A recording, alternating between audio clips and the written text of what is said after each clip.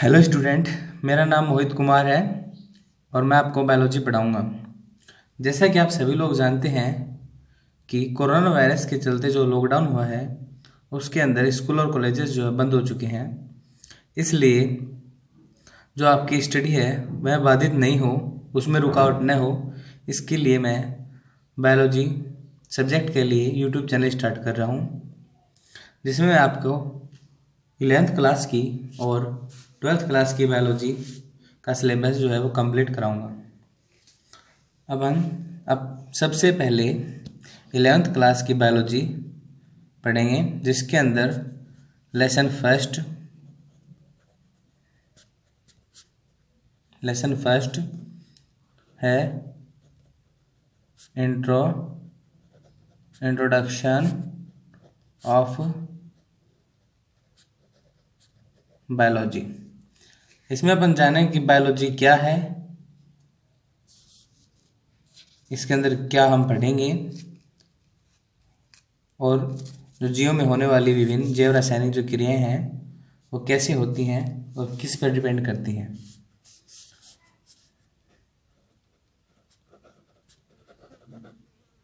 Biology शब्द दो शब्दों से मिलकर बना है। पहला बायोस, जिसका अर्थ है जीवन, और दूसरा लोजिया, जिसका अर्थ है स्टडी। इसमें अपन जीवन की स्टडी करेंगे, सजीव की स्टडी करेंगे। सर्वप्रथम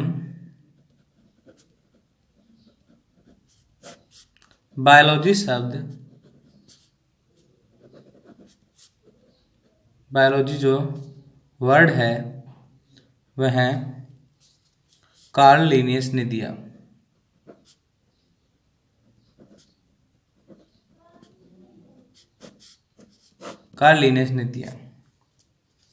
इसके बाद दो साइंटिस्टों ने, पहला अरस्तु और दूसरा थियोफ्रेस्टस,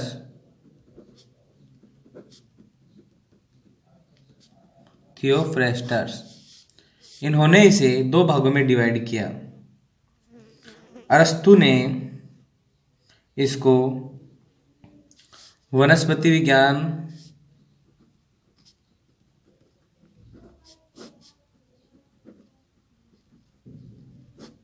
और थियोफ्रेस्टर ने इसे जंतु विज्ञान में बांटा। ठीक है। अब इंट्रोडक्शन कंप्लीट होने के बाद अपन इसके अंदर देखते हैं अगला टॉपिक, सजीवता के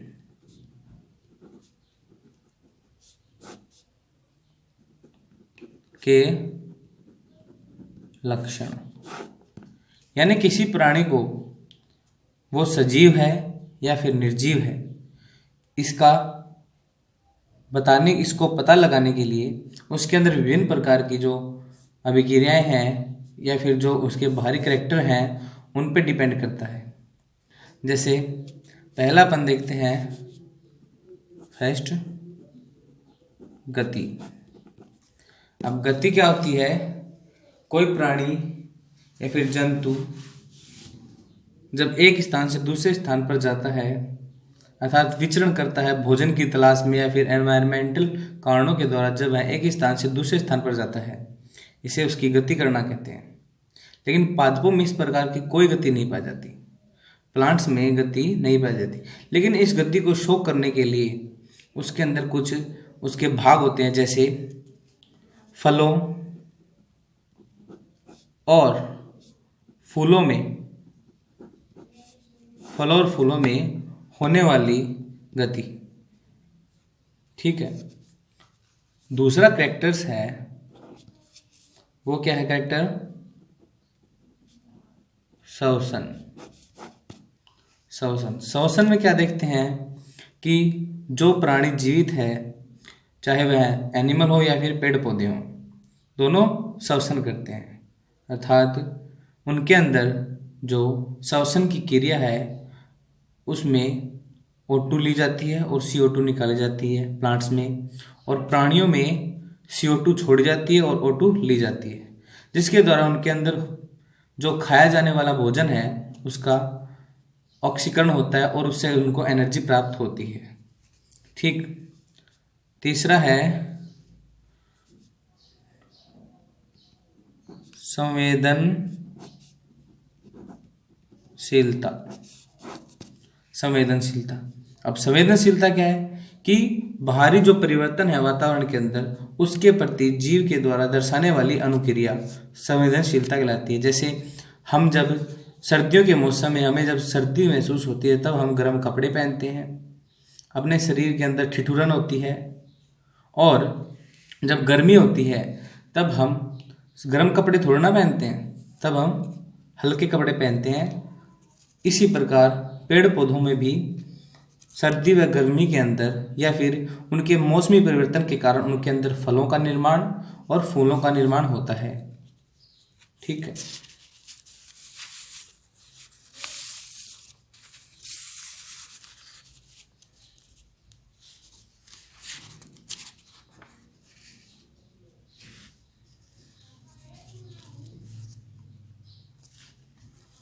फोर्थ कैरेक्टर क्या है? फोर्थ वृद्धि या फिर ग्रोथ। सभी प्रकार के एनिमल्स हो या फिर प्लांट्स हो उनके अंदर ग्रोथ दर्शाई जाती है।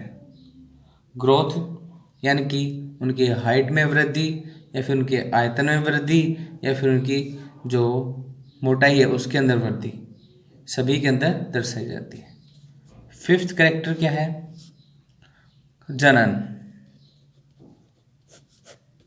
जनन, सभी प्राणी हो चाहे पेड़ पौधे हों उनके अंदर रिप्रोडक्शन दर्शाया जाता है, क्योंकि अपनी पीढ़ी का अस्तित्व बनाए रखने के लिए उनको सीड्स का निर्माण करना पड़ता है। प्लांट्स में यह सीड के निर्माण के द्वारा होता है और एनिमल्स में यह गैमेट फॉर्मेशन के द्वारा होता है। सिक्स्थ कैरेक्टर क्या है? उत्सर्जन। प्लांट्स में और एनिमल्स में अलग अलग प्रकार से उत्सर्जन दर्शाया जाता है। प्लांट्स में उत्सर्जित पदार्थों को गोंद, रेजिन के द्वारा निष्कासित किया जाता है, जबकि एनिमल्स में यूरिया, पसीने के द्वारा और मल के द्वारा अपशिष्ट पदार्थ जो होते हैं उनको त्याग दिया जाता है। सेवंथ, पोषण यानी कि न्यूट्रिशन। अब सभी को लाइफ सरवाइव करने के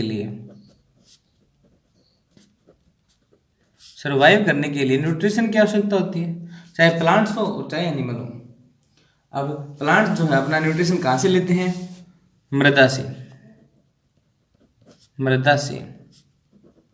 प्लांट्स में मृदा से, और एनिमल्स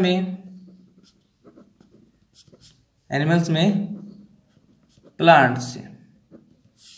देखिए, प्लांट्स में मृदा के द्वारा जो लवण है, जो आयंस हैं, वह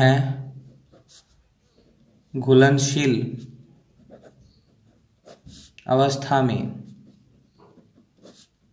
प्राप्त किए जाते हैं, जबकि एनिमल्स में यह पेड़ पौधों के द्वारा किए जाते हैं।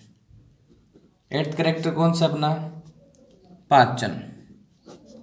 पाचन क्या है? पाचन के अंदर जो खाया हुआ जो भोजन है वह पचाया जाता है। प्लांट्स के द्वारा आयनों का अवशोषण करने के बाद उसे विभिन्न प्रक्रियाओं के द्वारा उसे लीफ तक पहुंचाया जाता है तथा वहां पर भोजन का निर्माण करने के बाद प्लांट्स के विभिन्न भागों द्वारा उसे पाचित किया जाता है। जबकि एनिमल्स में क्या होता है कि विभिन्न प्रकार के भोजन को मुंह के द्वारा खाया जाता है या फिर पानी की तरह द्रव पदार्थ को निगला जाता है। और उनको फिर उनके पाचन तंत्र द्वारा यानी कि डाइजेशन सिस्टम के द्वारा पचित किया जाता है और उससे एनर्जी प्राप्त की जाती है। 9th, उपापचय।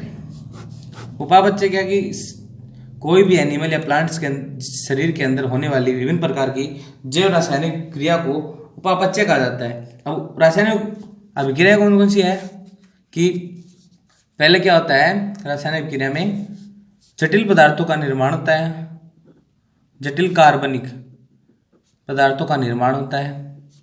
दूसरा, उनको तोड़ने के उनसे सरल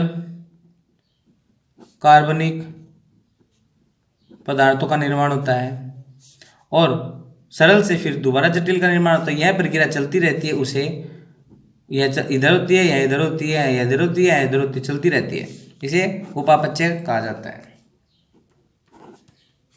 10th, समस्थिति प्रदर्शन। समस्थिति प्रदर्शन, इसमें क्या होता है कि कोई भी एनिमल है वह अपनी एक निश्चित स्थिति में रहने का प्रयास करता है। अर्थात हम जब बीमार होते हैं तब हम ठीक नहीं रहते, कोई काम नहीं कर पाते, लेकिन अपनी जो बॉडी होती है वह उस स्थिति को बनाए रखने के लिए उसके अंदर प्रतिरोधक क्षमता उत्पन्न करती है यानी कि एंटीबॉडी का निर्माण करती है। और पेड़ पौधे भी इसी प्रकार जो भारी आघात होते हैं या फिर जो उन पे कीटाणु या फिर कोई वायरस का असर होता है तो वह अपनी रक्षा के लिए विभिन्न प्रकार की प्रक्रियाएं शो करेंगे। अपनी परिसीमा कायम करना। 11th है अपनी परिसीमा कायम करना।